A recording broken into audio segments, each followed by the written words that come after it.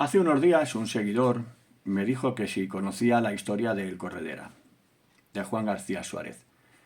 A mí me sonaba la historia, pero hemos estado investigando y es curioso porque es la última persona que murió a garrote vil con el genocida Francisco Franco.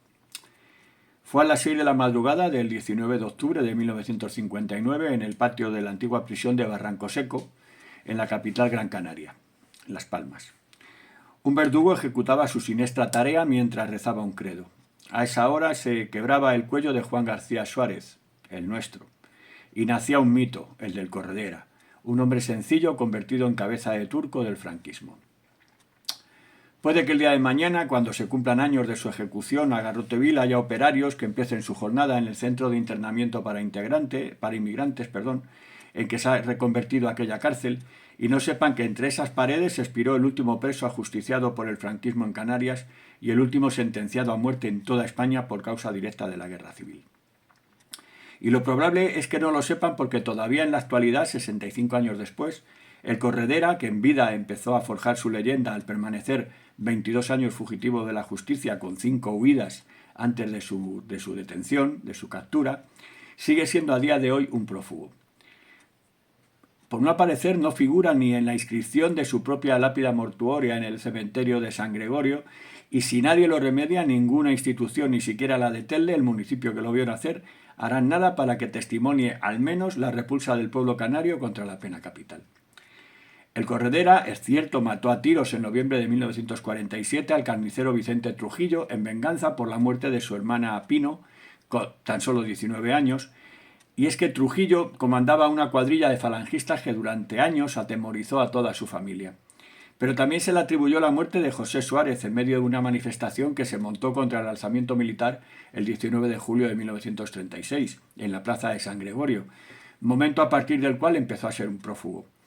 Incluso se le atribuye la muerte del policía local Ángel Fleitas en el año 47 en un intercambio de tiros en una sala de baile cuando se le buscaba por el asesinato de Trujillo.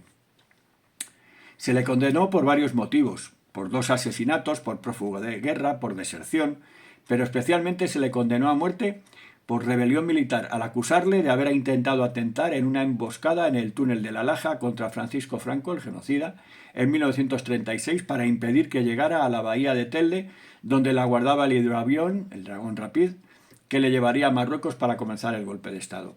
Cualquier acusación era válida con tal de sentenciarlo a muerte mediante garrote vil. La sentencia a muerte produjo una movilización de distintos sectores de la sociedad. Se recogieron miles de firmas para pedir la conmutación de la pena capital y el obispo de la diócesis intervino muy activamente para interceder por él, pero todo fue inútil. Incluso algunas personalidades afines al régimen pidieron el indulto, pero fue en vano.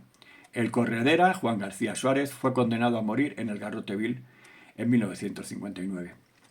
A las 3 de la mañana, Juan fue conducido a la capilla de la cárcel. Quería confesarse con el capellán.